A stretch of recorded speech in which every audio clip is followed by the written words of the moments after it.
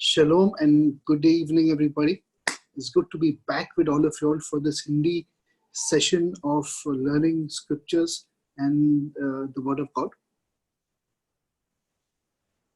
और सबको शांति मिले और इस संध्याकालीन समय में एक बार फिर से आप सब के साथ इस सेशन में जो परमेश्वर के वचनों को सीखने के लिए हम ज्वाइन हुए हैं, सबको परमेश्वर आशीष देने पाए। Now, last week we bridged the Old Testament and the New Testament. और अंतिम सप्ताह जो है हमने पुराने नियम और नए नियम उसमें पहुंचा है। And we studied about the two mountains, that is the Old Testament Mount Sinai and the New Testament where Jesus went up to a mountain and he was preaching to the people. और हमने जो है वहां पर दो पहाड़ों के बारे में, एक पुराने नियम जिसमें जो है सीनाई का जो पहाड़ है, दूसरी बात जो है नए नियम में यीशु मसीह जो है जाकर के लोगों को प्रचार कर रहा है। So the setting and the context of these two mountains is Jesus speaking to the Jewish people. अब यहाँ पर दो जो हम पहाड़ों के बारे में जो तंत्र देख रहे हैं, वो यीशु मसीह जो है यहूदी लोगों को प्रचार किया। And as a framework, I'm just going to skip through chapters 5, 6, 7 and 8 right up to chapter 10 today. और मैं जो है केवल 5, 6, 7, 8 को लेकर के छोड़ रहा हूं और हम जो है सीधा 10वें अध्याय में हैं। Now, if you'll have your Bibles, please open with me to chapter 5 of the book of Matthew. और यदि बाइबल है तो मेरे साथ मत्ती रचित सुसमाचार उसका 5वां अध्याय को हम निकालेंगे। Now, this chapters of 5, 6 and 7 primarily are called the Beatitudes in Christianity. They're called the Sermon on the Mount and they're called by many, many names. और जो ये पाए हम जो है यहाँ पर मत्ती रचित सुसमाचार में देख रहे हैं, यह लोगों की धारणा में इस प्रकार से माना जाता है कि पहाड़ पे परमेश्वर ने दृष्टांत में लोगों को पहाड़ी उपदेश दिया था। And that's okay because he has spoken to the people from the mountain. But I want to go a little more deeper into these, into what Jesus is saying today. और ये सच है कि क्या वहां पर जो है लोगों ने बोला इसके बारे में कि पहाड़ी उपदेश, लेकिन आज जो है मैं आप लोगों को और भी उसके गहराई में चाहता हूँ कि यीशु मसीह का मतलब क्या था इस अध्याय के प्रति। Now, what all the things that Jesus has spoken in these 3 and 4 chapters has got to do with the second set of commandments that were given in Mount Sinai. अब यहाँ पर जो चीज देख रहे हैं कि जो यीशु मसीह ने पहाड़ पर उपदेश दिया, हम जो आज्ञा दिया गया है उसमें का दूसरा भाग के रूप में जो है यीशु मसीह का मतलब था। So there are 2 sections of the 10 commandments that God gave from Mount Sinai. अब यहाँ पर जो है 2 भाग पाए जाते हैं जहां पर परमेश्वर ने जो है माउंट सिनाई में या फिर सिनै के पर्वत पर जो है आज्ञा को दिया था। The first 5 have got to do with the relationship between God and man. और पहला जो 5 जो परमेश्वर ने दिया था वो परमेश्वर और मनुष्य के बीच के संबंध के बारे में है। And the last 5 have got to do between the relationship between man and another man. जो 5 पाया जाता है वो जो है मनुष्य और मनुष्यों के बीच के संबंध के बारे को दर्शाता है।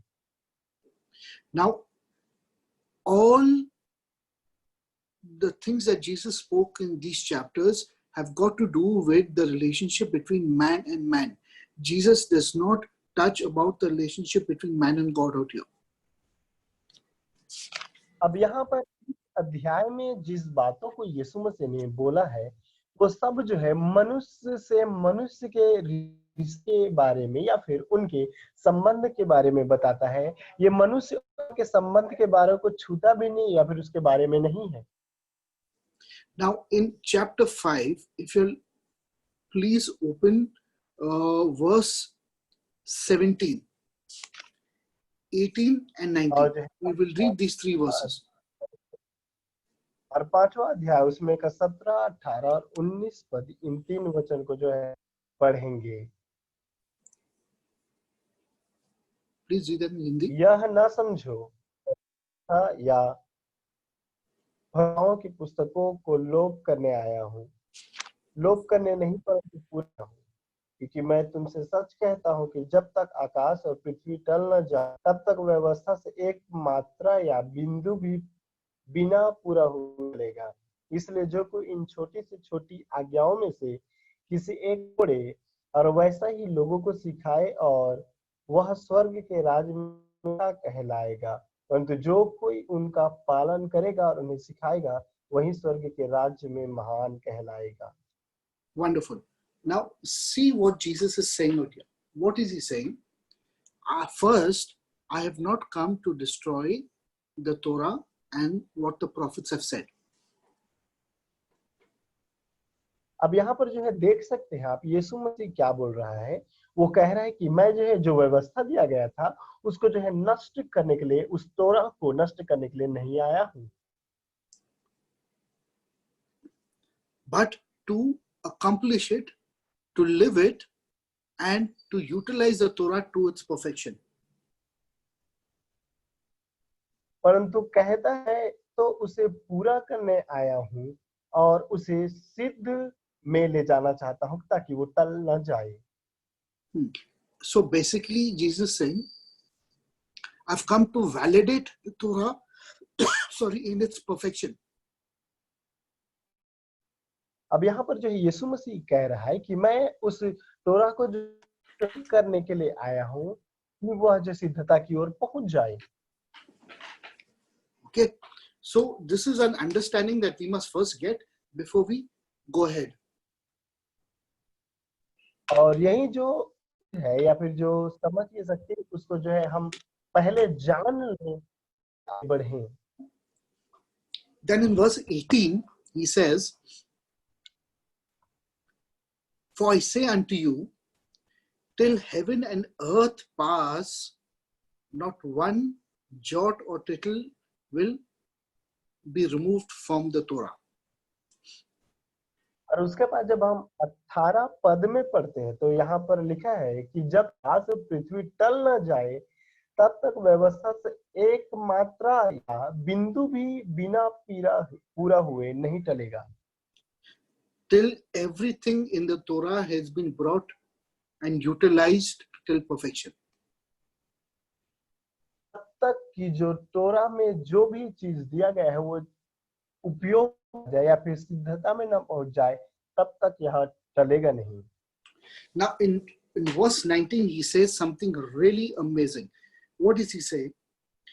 Whosoever और 19 therefore, विशेष बातों को क्या है यहाँ पर, that whosoever break one of these least of these commandments and teach men to break them, he shall be called least in the kingdom of heaven. अब इस प्रकार से लिखा है, जो कोई इन छोटी से छोटी आज्ञाओं में से किसी एक को और वैसा ही लोगों को सिखाए वह स्वर्ग के राज्य में सब छोटा कहलाएगा। So you mean to say that I can break even a small commandment and yet be in the kingdom of heaven? तो आप इस प्रकार से कह सकते हैं कि आप जो है उसमें के छोटे से छोटे आज्ञाओं को तोड़े और परमेश्वर के उस स्वर्ग तक रहेंगे। And then he says, but whosoever shall do them and teach them, the same shall be called great in the kingdom of heaven. और इसलिए यहाँ पर लिखा है कि परंतु जो कोई उनका पालन करेगा और उन्हें सिखाएगा, वही स्वर्ग के राजपान कहलाएगा। Now, this will be very easy to misunderstand what Jesus is saying out here. अब ये जो है बहुत ही गलतफहमी होगा कि क्या यीशु मसीह ने वहां पर बोला है।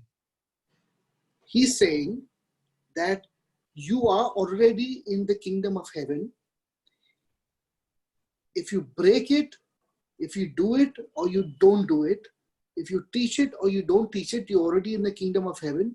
Only thing, you will be called great or you will be called small.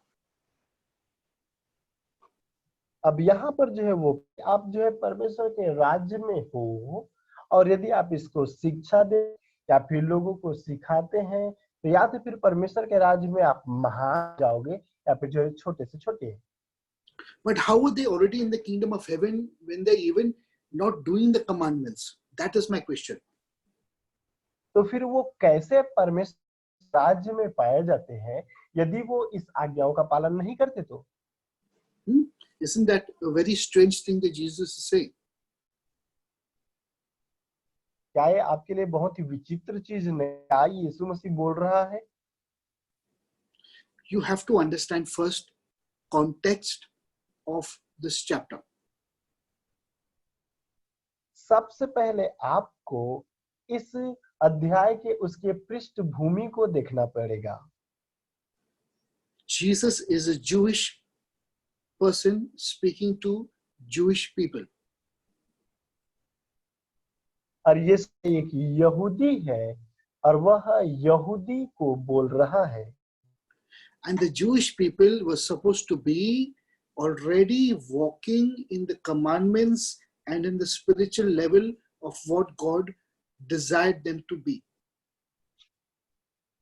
अब यहूदी लोगों को पहले से क्या परमेश्वर ने उन लोगों को तय किया है कि वो परमेश्वर के वचनों को पालन करके आगे बढ़े, उन लोगों को वचनों का पालन करना चाहिए था। So therefore Jesus is talking to them in the way that they are already supposed to be walking in the kingdom of God. That's why Jesus is saying such a thing. यीशु मसीह इसीलिए उन लोगों को बोल रहा है कि वो लोग पहले परमेश्वर के राज्य में है, उसकी आज्ञाओं का पालन कर रहे हैं, और यही मतलब था ये उन लोगों के प्रति में।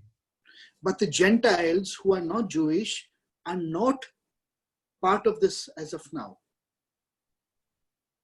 परंतु जो अन्य जाति लोग हैं, जो लोग यहूदी नहीं हैं, वो लोग इसके भाग हैं।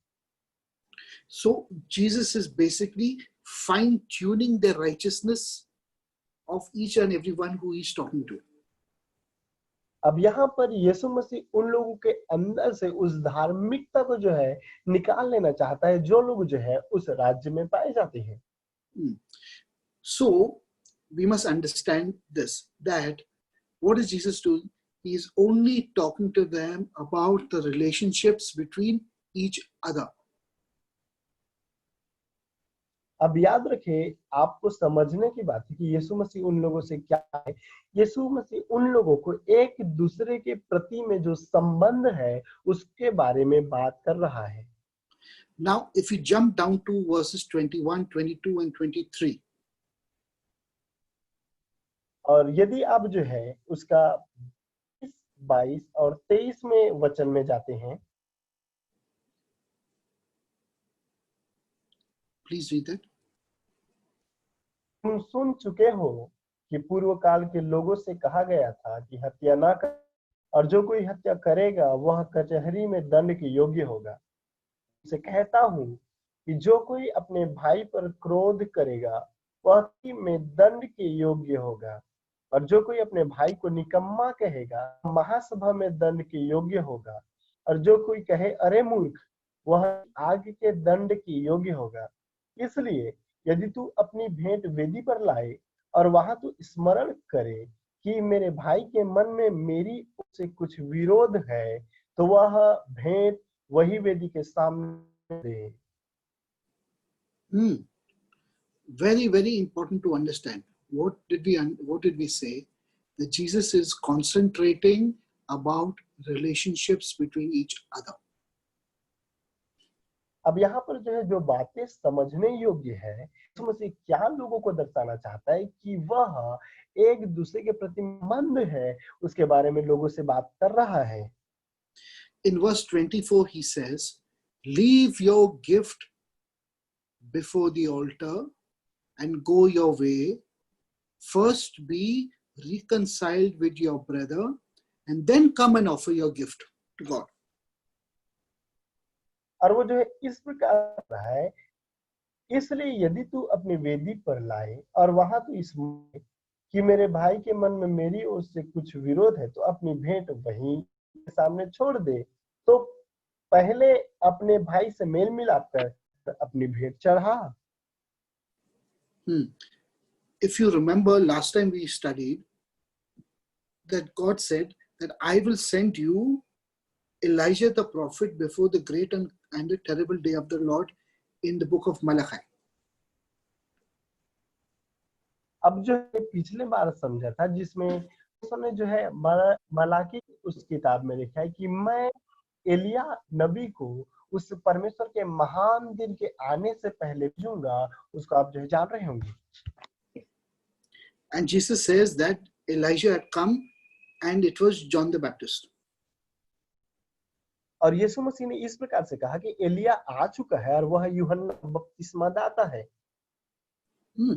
So the John the Baptist had a role to bring the hearts of the fathers and the sons together. That means John the Baptist had a role to heal the relationships between people before Jesus came with the baptism of fire. अब यहाँ पर यूहन्ना बपतिस्मादाता का भूमिका ये था कि वो जो है पिता और लोगों के बीच की जो हृदय पाया जाता है, उस हृदय में लोगों को जोड़े, या फिर उस संबंध को जो है वो स्थापित करना चाहता है जो परमेश्वर और लोगों का होता है। That is why all these 5 chapters, if you notice, I've been telling you, Jesus is only telling them, get your relationships between each other right, perfect, because all your sin is about you hurting your brother and each other. अब यहाँ 5वें अध्याय में इसीलिए यीशु मसीह जो है उन लोगों को बोल रहा है कि आप अंध एक दूसरे के प्रति में सिद्ध होता जाए या फिर वो जाए, आप एक दूसरे को दुख ना पहुंचाओ, परंतु आपका संबंध एक दूसरे के प्रति में स्थापित हो। इस बातों को जो है हम 5वें अध्याय में देख सकते हैं। And when you sin against your brother and against each other, you are effectively destroying this body, which is the temple of God.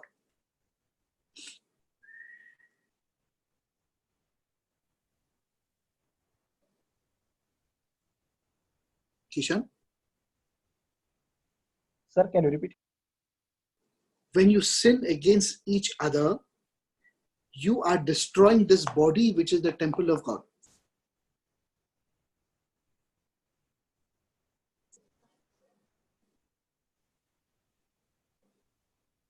Kishan? और जब आप एक के प्रति में जो है आप कर रहे हैं, तो आप जो संबंध है नष्ट कर रहे हैं। You are destroying this body of yours, which is the temple of God. शरीर को डिस्ट्रॉय कर रहे हैं, शरीर को जो है नष्ट कर रहे हो, जो परमेश्वर का जो है मंदिर है। हाँ, therefore, it is very, very important to keep this body pure, holy and sanctified, because it is a place where God dwells by the power of His Holy Spirit. क्योंकि ये एकमात्र ऐसा ही स्थान है जहां पर परमेश्वर की आत्मा करती है और ये मंदिर है परमेश्वर का। Then in verse 25 he says, agree with your enemy quickly while you are on the way to the court. Otherwise your enemy will deliver you to the judge and you will be judged and you will be cast into prison. So Jesus is saying, reconcile every single thing in your life to perfection. और इसलिए वहां पर लिखा है कि जब तक तू अपने मुद्दई के साथ मार्ग में उससे झटपट मेल मिलाप नहीं कर लेता है, तो मुद्दई तुझे हाकिम को सौंप, तुझे सिपाही को सौंप दे और तू बंदी गृह में डाल दिया जाए। इसलिए कह रहा है कि पते में आप मेल मिलाप कर लो। All sin has got to do with bad relationships. और जितना भी पाप पाया जाता है वो इसलिए होता है लोगों का हमारे साथ संबंध खराब होता है। A bad relationship is the only source of sin in this world. और जो गलत संबंध हमारा फिर खराब जो संबंध रहता है वही चीजों से पाप इस जीवन में आती है। Now you look down, Jesus is talking about thou shalt not kill, thou shalt not commit adultery, thou shalt not forswear yourself. Everything in these 3 chapters has got to do with relationships with each other, not between relationships between man and God. यहाँ पर जो है हम देख सकते हैं, जब आप नीचे देखते हैं तो वहां पर लिखा है कि तू हत्या न करना, तू चोरी न करना, तू लालच न करना, तू एक में कपट नहीं करना। तो जो बात यहाँ पर दिया गया है वो बात मनुष्य का संबंध मनुष्य के साथ जोड़ता है, और यदि ये चीजें नहीं रहेगा तो चीजें मिलकर के एक खराब संबंध को बनाता है जो पाप को दर्शाता है। Now please jump with me to chapter 7.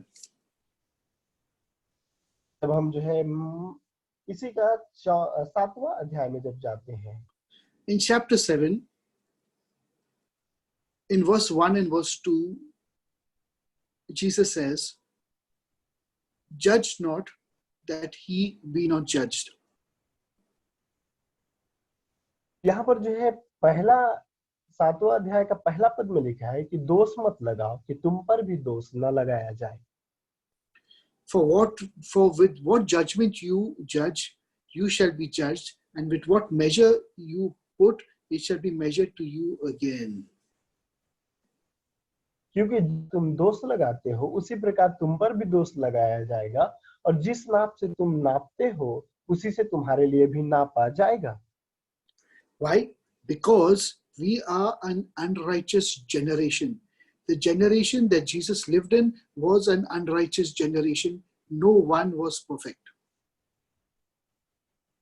और क्यों? क्योंकि जिस उस पीढ़ी में हम रहते हैं वो जो है अधर्मी पीढ़ी है। यहाँ पर जो है अधर्म पाया जाता है, और इसलिए यीशु मसीह उन लोगों से कह रहा है कि दोष ना लगाओ।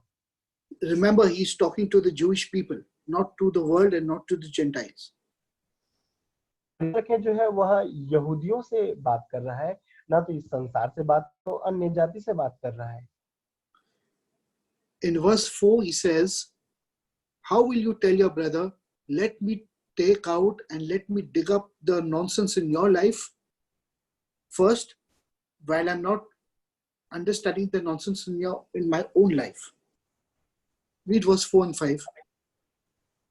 चौथा और 5 जो इस प्रकार से कहता है कि जब तेरी आंख में लट्ठा है और तू क्यों कर कह सकता है कि ला मैं तेरी आंख से तिनका निकाल दूं। हे कपटी, अपनी आंख से लट्ठा निकाल ले, तब तू अपने भाई की आंख का तिनका भली बातें देखकर निकालेगा।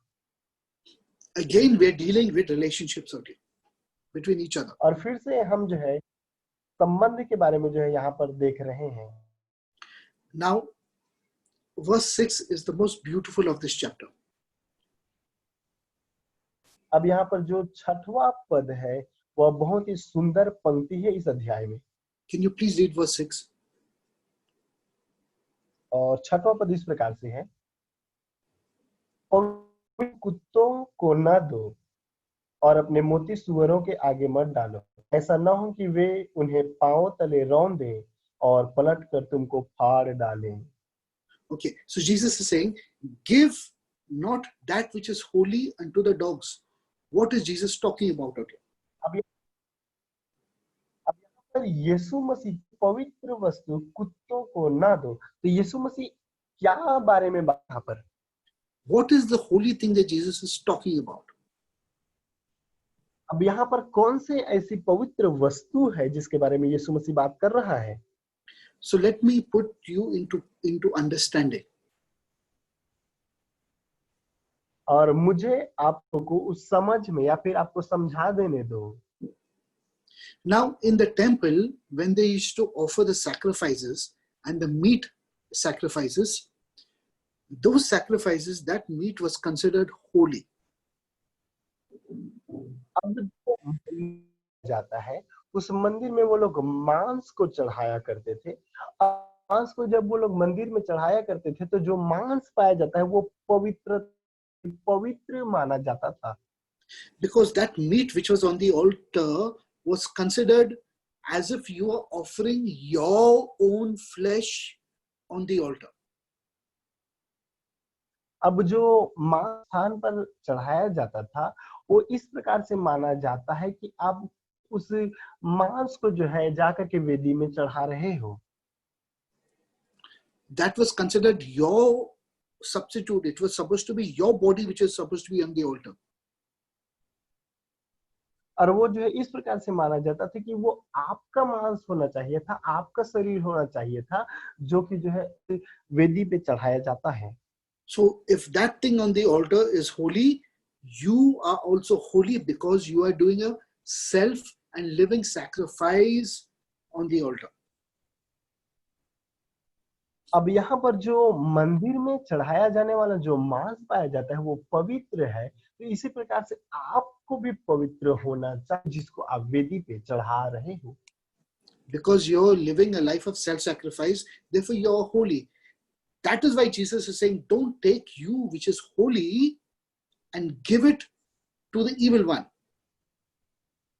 क्योंकि आप जो है अपने खुद को जो है कुर्बान किए के समान रखे हुए हो, इसलिए आप जो है जाते हो, तो आपको जो है पवित्रताई करके आपको जो है उस वेदी पे चढ़ाना चाहिए। ये यीशु मसीह इस स्थान पर कहते हैं कि पवित्र वस्तुओं को कुत्तों को ना दो। Your duty in your life is to separate yourself, sanctify yourself, and offer yourself to God as a korban to God, to be holy and acceptable of Him.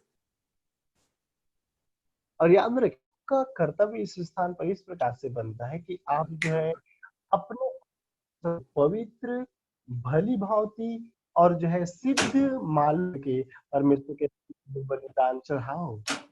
If you have consecrated your life in holiness and sanctification, and in the process of approaching God, you cannot take it yourself and give it to evil of this world. This is what Jesus is talking about. और याद रखें, यदि आपने अपने आप को परमेश्वर के भली भांति सिद्ध मालूम करके पवित्र के परमेश्वर के लिए जो है समर्पित कर दिया है, तो आप जो है उसके को इस संसार को फिर से पुनः लौटा नहीं सकते, इस संसार में फिर से। क्यों? क्योंकि आपने अपने आप को परमेश्वर के लिए जो है दुनिया से अलग किया है। Now there are many times that when people were offering the sacrifices in the temple, some of those offerings and some of those meats and those animals became impure because of many reasons. Therefore those meats had to be thrown away and they had to be fed to the wild animals and not consumed in the temple. याद रखें, उस समय में जो मांस जो है चढ़ाया जाता था, वो मांस जो है मंदिर पर रख करके चढ़ाया जाता था, लेकिन उसके बाद हम देखते हैं तो जो मांस उस स्थान पर चढ़ाया उसको जो है अब दूर फेंक दिया जाता था। क्यों? क्योंकि जो है अब उसमें जो है वो मांस चढ़ाने योग्य नहीं है। If it became impure, I'm saying if it became impure, it had to be thrown away to the wild animals and the dogs to be consumed. यदि वह जो अशुद्ध होता है तो उसको जो है जंगली पशुओं को या फिर जो है जो कुत्ते हैं उसके आगे में था। So Jesus is saying the same thing. Just as those things are holy, you be holy.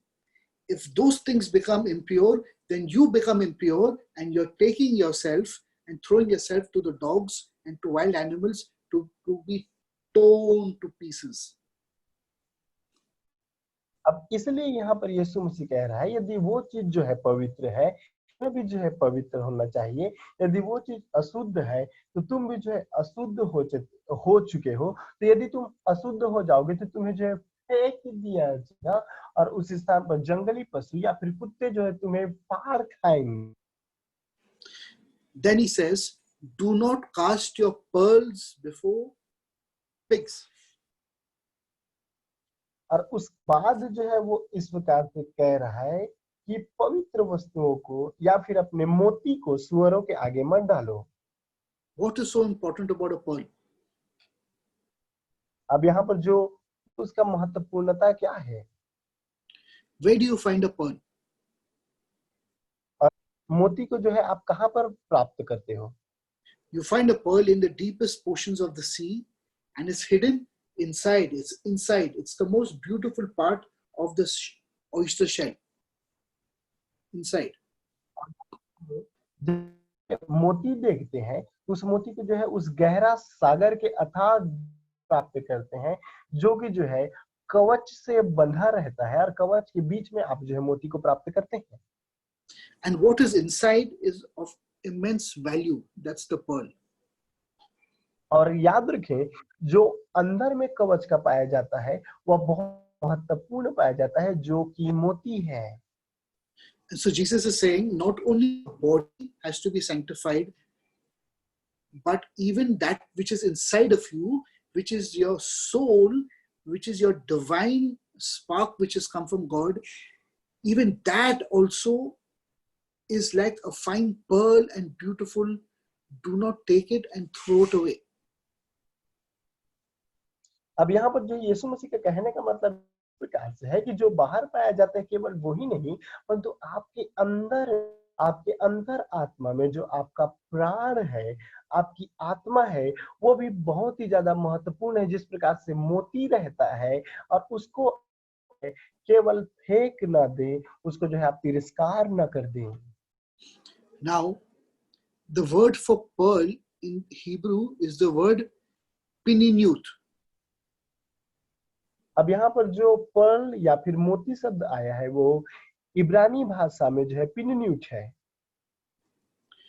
And the word pininut comes from the word pene, which means face. अब शब्द पिनिन्यूट आता है, वो पिने से आता है, उसका मतलब है Face. Your face. चेहरा। So this face is called pana in Hebrew, from where you get the word pininut, which means pearl. So Jesus is saying something very, very interesting out here now, friends. जो चेहरा या फिर face चेहरा शब्द आया है, ये चेहरा शब्द पहना से आया है, उसका मतलब इब्रानी में जो है पिनिन्यूट है, और जो कि जो है। Now, please open with me to the book of Genesis. और मेरे साथ में जो है उत्पत्ति की किताब निकाल लें। And we'll go to chapter 4. और हम अध्याय में जाएंगे। Now, in chapter 4, we read the story of Cain and Havel. अब यहाँ पर 4 में जो है हम हाबिल और कैन के बारे में देखते हैं। And it says that Cain brought an offering to the Lord. अब यहाँ पर जो है हम देख सकते हैं कि कैन जो है अपने भूमि की उपज के कुछ भेंट ले आया। But Abel brought himself as an offering to the Lord. Two different things. परंतु हाबिल जो है परमेश्वर के सामने में जो है भेंट चढ़ाने के लिए ले आता है। So Cain, out of a sense of duty and of a sense of religious practice, took something and brought it to the Lord and said, Lord, this is yours. I'm giving it as an offering to you. यहाँ पर जो can पाया जाता है वो अपने परम अनुसार, ये अपने रीति विधि के अनुसार जो है परमेश्वर के पास कुछ लेकर परमेश्वर को सौंप देता है और कहता है कि प्रभु ये आपके लिए है। Whereas Abel brought himself with the offering. That means the Bible is saying that Abel and the offering was one. There was no difference between the offering and Abel. They were one. He was considered as if Abel was giving himself to God. अब यहाँ पर जो है हाबिल ने, Bible बताती है, खुद को परमेश्वर के सामने में जाकर के भेंट चढ़ा दी। अब जो वहां पर कुछ चीजों को वो लाया था वो, और उसके बाद हाबिल बताती है कि वो दोनों जो है एक समान है। तो इसका मतलब ये है कि हाबिल जो पाया, उसने खुद को, अपने आप को, स्वयं को परमेश्वर को भेंट चढ़ा दिया।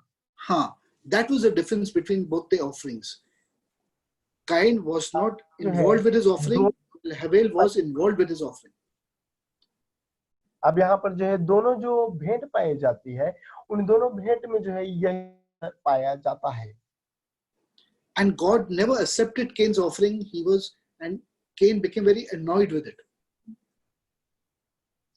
परमेश्वर जो पाया जाता है वो कैन के उस भेंट को जो है एक्सेप्ट नहीं करता, उसको ग्रहण नहीं करता है। And we read in,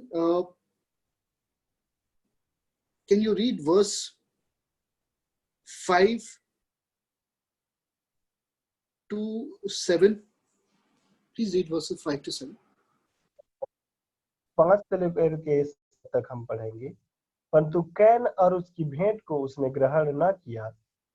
तब कैन अति क्रोधित हुआ और उसके मुंह पर उदासी छा गई। तब यहोवा ने कैन से कहा, तू क्यों क्रोधित हुआ और मुंह पर उदासी क्यों छा गई है? यदि तू भला करे तो क्या तेरी भेंट ग्रही जाएगी, और यदि तू भला ना करे तो पाप द्वार पर छिपा रहे और उसकी लालसा तेरी और होगी और तू उस पर प्रभुता करेगा। God says, why is your panav, your face fallen, Cain? Why are you angry? अब यहाँ पर जो है परमेश्वर उसको इस प्रकार से कह रहे हैं कि क्यों तुम्हारा फैना, अर्थात आपका जो चेहरा है वह परमेश्वर के सामने में अच्छा नहीं है, या फिर तुम क्यों क्रोधी हो गए हो, क्रोध। So it is about your face, that you should be able to look up and look face to face with God and pray to Him face to face. तो ये जो है आपके चेहरे से संबंधित है। परमेश्वर के पास आकर के अपने चेहरे को परमेश्वर की ओर लगाओ और आप जो को आमने सामने जो है प्रार्थना उसको देखने के द्वारा कर सको। But if you're full of sin, you will not be able to look up face to face with God, and you will drop your face, your pana or your pearl will be dropped and thrown to this world. लेकिन यदि आप जो है परमेश्वर से उस आमने सामने बात नहीं कर पाते, तो फना या फिर आपका जो चेहरा पाया जाता है या फिर आपका जो मोती पाया जाता है, वो जो है नीचे की ओर गिर जाएगा और आप संसार में उसको जो है फेंक दोगे। This is what Jesus is saying out here in this verse 6. Is very, very important. और इसे यीशु मसीह जो है यहाँ पर इस 5वां अध्याय को उसके 6 में जो है बताने की कोशिश कर रहा है। Now, I all want you all to turn with me to the book of Numbers, chapter 6. तो मैं जो है गिनती की उसका अध्याय, उसका 6वां अध्याय में आपको ले जाना चाहता हूँ।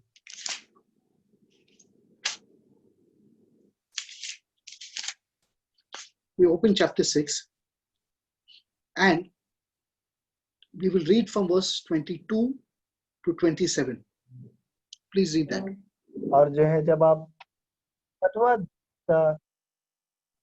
के 27 को जब पढ़ते हैं तो हम पढ़ेंगे इसको। फिर मैंने मूसा से कहा, हारून और उसके पुत्रों से कहा कि तुम इस्राएलियों को इन वचनों से आशीर्वाद दिया करना कि यहोवा तुझे आशीष दे और तेरी रक्षा करे। यहोवा तुझ पर अपने मुख का प्रकाश चमकाए और तुझे अनुग्रह करे। यहोवा अपना मुख तेरी ओर करे और तुझे से इस रीति से मेरे नाम को इस्राएलियों पर रखे और मैं उन्हें आशीष दिया करूंगा। This, my friend, is the greatest blessing that the high priest gives the Jewish people once a year, every single year, on the Day of Atonement. और याद रखें, वो जो है के समय में, फिर जो चढ़ावा के समय में जो महायाजक पाया जाए, वह जो है हर एक साल में जो है उन लोगों को एक भेंट दिया जाता था और वो भेंट जो है उनके लिए महान हुआ करता था या फिर उनको आशीष देता था। And the blessing was that you will be able to lift your face, and God will be able to lift your face. You will be able to see God face to face and pray to Him, and your face will become like a pearl, glowing with beauty. और याद रखिए यहाँ पर जो याजक उन लोगों को आशीष देता था, वो आशीष इस प्रकार से है कि यहोवा जो है अपने मुख का प्रकाश उन पर चमका, या फिर लोग जो है अपने चेहरे को परमेश्वर की ओर देख करके आमना सामने, ये आशीष जो है याजक उन लोगों को देता था। Now I will tell you all a secret about this. In the book अब of जो है मैं Genesis आपको chapter इसके 4, यदि आप जो है उत्पत्ति उसका 4था अध्याय में जाते हैं, it says that the Lord, can you read verse 4, chapter 4 verse 4? और 4था अध्याय का 4था पद को पढ़ेंगे। और हाबिल भी अपने भेड़ बकरियों के कई एक पहलौठे बच्चे भेंट चढ़ाने ले आया और उन भेंट चढ़ाई। तब यहोवा ने हाबिल और उसके भेंट को तो ग्रहण किया, परंतु कैन और उसकी भेंट को ग्रहण न किया। But it said that the Lord accepted, paid heed to the offering of Havel. What is the word used in Hindi? अब यहाँ पर जो है हाबिल के जो भेंट पाया जाता है, परमेश्वर ने जो है उसके भेंट को चर्बी समेत जो चढ़ाया था, भेंट को ग्रहण कर लिया। What's the meaning of grahan in Hindi? ग्रहण, Accept. Grahan is accept. Accept. That's a wrong Yes. translation, my friends. It is there sir, भेंट को तो ग्रहण किया in Hindi translation. But it's a wrong translation. Yes sir, may be, No, it but is. Is there in Hindi. The Hebrew word for that is the word Vaisha, which is actually the name Yeshua. अब यहाँ पर जो Hebrew इब्रानी भाषा में आयसा करके आया, जिसका मतलब है यीशुआ। In other words, the face of God is Yeshua, is Jesus himself. अब यहाँ पर दूसरा मतलब है कि जो परमेश्वर का या फिर यीशुआ का जो चेहरा है वो यीशु मसीह खुद है। In other words, when God lifts your face in your countenance and you look up to God, you're looking at the face of Jesus, because that is the face of God himself. ये है कि जब आप अपने चेहरे को परमेश्वर की ओर लगाते हो और की ओर लगातार देखते रहते हो, तो आप जो है उसके चेहरे को देखते हो, जो यीशु मसीह खुद है उसके चेहरे को। And Jesus is saying, do not take that thing and throw it to unworthy pigs and swines. See how important, what an important thing Jesus is telling us in the New Testament, my friends. और इसीलिए जो है ये स्थान पर कह रहा है कि उस मोती को जो है और उस चेहरे को जो है ना लेकर के उस सुअरों के सामने में डाल दो। कितना महत्वपूर्ण पर जो नए नियम में यीशु मसीह हमें सिखाता है मेरे दोस्तों। I hope by now you all have, I'm trying to make you all understand that the things that Jesus is saying is not very simple. It's not a moral story. अब यहाँ पर यीशु मसीह जो बात को यहाँ पर जो बोल रहा है, जो बात को शिक्षा दे रहा है, तो ये केवल नैतिक शिक्षा ही केवल नहीं है या फिर कहानी है। It is far deeper spiritual richness and meaning got to do with the human soul that Jesus is saying you need to protect. यहाँ पर जो यीशु मसीह उन लोगों को कह रहा है, इसका मतलब वो बहुत ही गहरी बात है, आत्मा से भरा हुआ बात है। यीशु मसीह कह रहा है उन लोगों को अपने आत्मा में उसको सुरक्षा या फिर रक्षा प्रदान करना चाहिए। So Jesus carries on chapters 5, 6, 7 and 8. If we go verse by verse, your full understanding of the New Testament will be profoundly changed. उसके बाद जो है जब हम यीशु मसीह वहां से 6वां अध्याय, 7वां अध्याय, 8वां अध्याय में पहुंच जाता है, जब हम एक एक वचनों के बारे में जो है सीखेंगे, तो आपका जो नए नियम के बारे में है उसका जो ज्ञान होता है वो बहुत ही गहरा हो जाएगा। Now finally we come to chapter 10. Please open with me to chapter 10. अंततः जो है हम जो है 10वां अध्याय में आ जाते हैं। कृपया करके आप जो है 10वां अध्याय जो है मत्ती रचित सुसमाचार। Now, this is considered as the Great Commission in Christianity. अब ये जो है मसीहत में महान के समान माना गया है। So, after all this has happened, now Jesus is bringing the 12, he's chosen 12 Jewish disciples and he's given them a role to perform.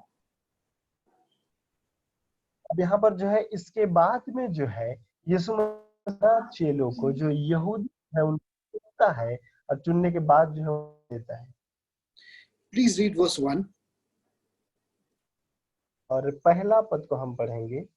फिर उसने अपने 12 चेलों को पास बुलाकर उन्हें अशुद्ध आत्माओं पर अधिकार दिया कि उन्हें निकाले और सब प्रकार की बुराइयों और सब प्रकार की दुर्बलताओं को दूर करें। Now, we have to ask ourselves this question. From where has Jesus given them the power to do all these miracles? Jesus has not died and resurrected as yet. So from where is this power come to do all these miracles? तो जो है हमें अपने आप से प्रश्न करने की जरूरत है कि यीशु मसीह तो अभी तक क्रूस में चढ़ा नहीं है या फिर यीशु मसीह हमारे लिए अभी दिया नहीं है, तो फिर ये जो सामर्थ्य पाई जाती है सामर्थ्य फिर आया तो उस समय में से। Because a common understanding in Christianity is that Jesus had to die on the cross, resurrect, then the power of the Holy Spirit had to come, and then you will be baptized, and then you will be able to do all these wonderful things. But it's not so, my friends, with the New Testament. We are seeing this in chapter 10. क्योंकि जो है हम मसीहत में इस प्रकार से माना जा रहा है लोगों का कि यीशु मसीह सामर्थ्य से पहले क्रूस पर जाना चाहिए, उसको हमारे लिए जान देना चाहिए, उसको हमारे लिए मरना चाहिए, उसके बाद जो है सामर्थ्य हमारे पास में आएगा। ये नए नियम में ऐसा नहीं है मेरे मित्रों। These are two different things altogether. The cross is a different context altogether, and the working of the power of the Holy Spirit is a different context altogether. अब यहाँ पर जो है हम दो अलग भूमि को देख सकते हैं। एक जो क्रूसीकरण पाया जाता है वो अलग परिचय है और उसके साथ जो है परमेश्वर का जो सामर्थ्य पाया जाता है या फिर जो सामर्थ्य है वो भी दूसरे परिच्छेद में पाया जाता है। To work in the power of the Holy Spirit, you require faith, and faith can stir up the working of the Holy Spirit, and miracles can be done because of that.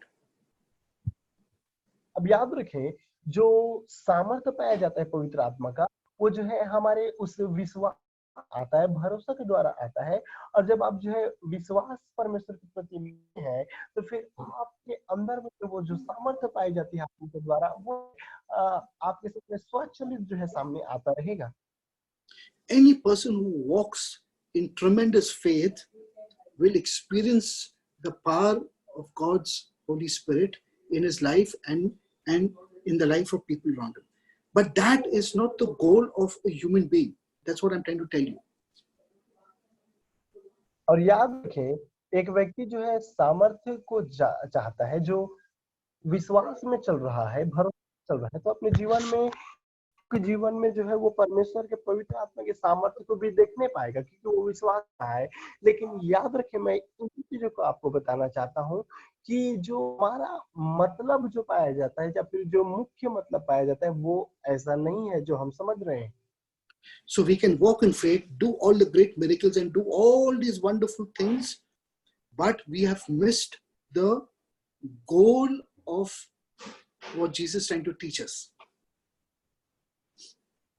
और याद रखिए यहाँ पर जो है हम भले ही विश्वास करने के माध्यम से चमत्कार को चिन्ह सकते हैं या फिर बहुत सारे चमत्कार को कर सकते हैं, लेकिन जो यीशु मसीह शिक्षा हमें देना चाह रहा है ये उन शिक्षाओं से जो है अलग है। The goal of your life is not to do miracles and to do all these wonderful things. The goal of your life is to make your face shine like a pearl, face to face with God, and get all the blessings from God, to rectify your soul. और याद रखें, जो आपके जीवन का जो लक्ष्य पाया जाता है, वो लक्ष्य जो है चिन्ह चमत्कार करना, लोगों को जाकर के चंगाई देना नहीं है, परंतु आपका है परमेश्वर का चेहरा को या फिर उसका मुख का प्रकाश आपके जीवन में ये होना चाहिए, और आप जो है परमेश्वर के सामने में आमने सामने हो पाए। ये आपके जीवन का मुख्य जो है कार्य होना चाहिए या फिर लक्ष्य होना चाहिए। So I'm saying this, listen to very clearly. When my life is perfect and rectified with God, miracles will happen on its own. I do not have to chase for these things.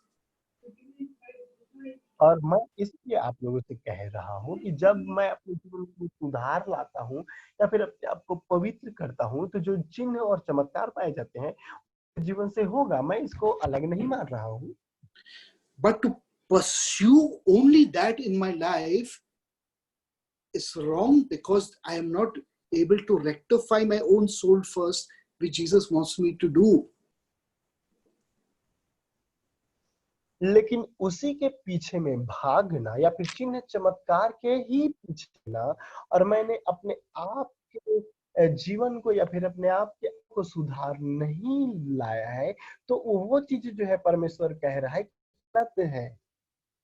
First, we need to rectify our souls, rectify our bodies, make our bodies holy and sanctified, so the dwelling of God's Holy Spirit can be with us, and we do not defile the dwelling presence of God in our lives.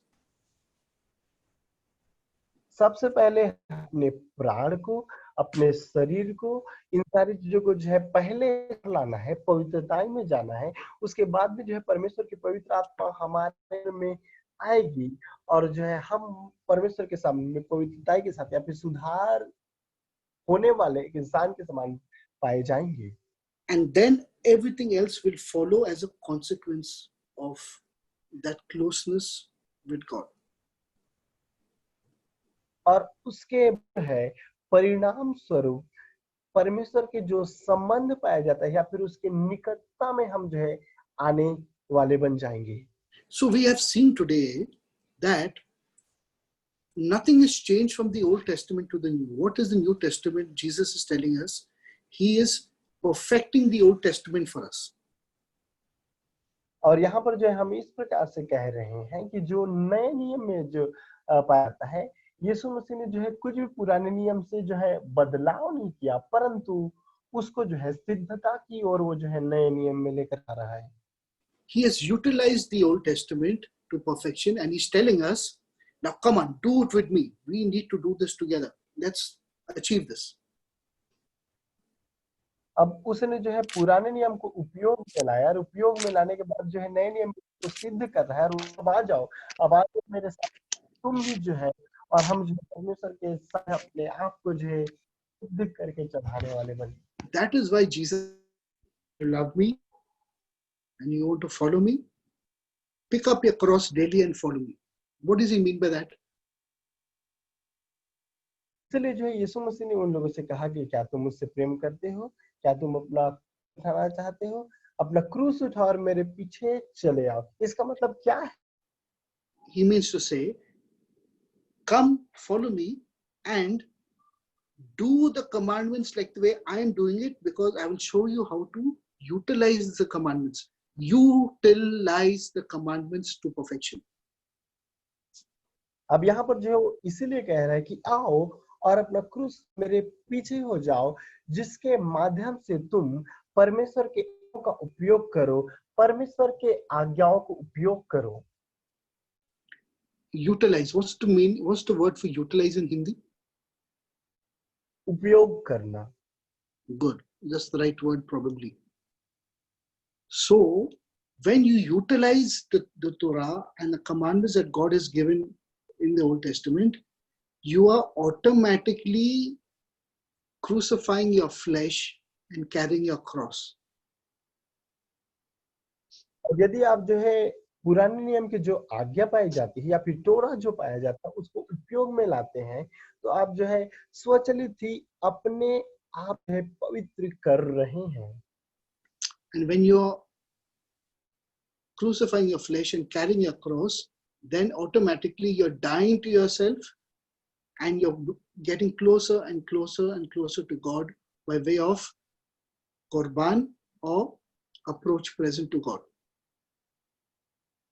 और याद रखें, जब आप जो है आप क्रूस पे चढ़ा रहे हैं, अपने आप को जो है परमेश्वर के लिए उपयोग में है, तो स्वचालित ही जो है आप अपने आप को धीरे धीरे परमेश्वर के निकटता में लेकर के जा रहे हैं, परमेश्वर के साथ संबंध बना रहे हैं। So friends, in a very, very simple way, I have tried to tell you and make you all understand what Jesus is actually telling us in the New Testament. और मैं जो है आपको स्पष्ट रूप से या फिर बहुत ही साधारण तौर पे जो है कोशिश किया हूँ कि क्या यीशु मसीह हमें बोलने का कर रहे हैं नए नियम में। If we separate the Old and New Testament, then we are going to be in trouble. We will tend to create our own theology and our own religion, and that's dangerous. यदि हम जो है नए नियम को और पुराने नियम को अलग अलग और उसकी बातों को ना पालन किए, तो फिर जो है हम एक नया धर्म, नया जो है संस्कृति को जो है लोगों के सामने में ला रहे हैं। I will not continue, Alice. I'll continue the full night, but I think today was just enough for you to get a foundation of the Gospel of Matthew and the New Testament.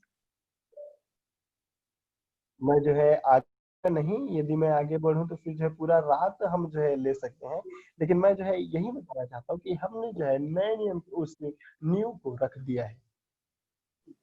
So I hope you all enjoyed it, friends. It's wonderful, and please contact us. Please contact me if you have any questions. Please write to us, and we'll be really, really blessed to answer you all for any question which you all have. Remember, we study the Old Testament and the New Testament.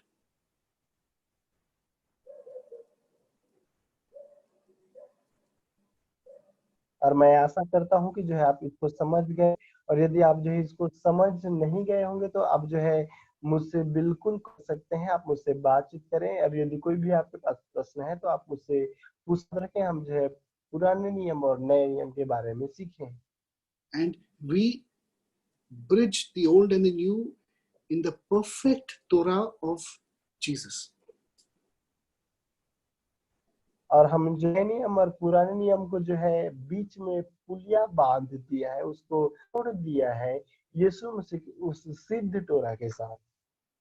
So I will end here now, and we will continue this the next week because I think we're over our time. And I'll see you next week in the continuation of this series that we're doing.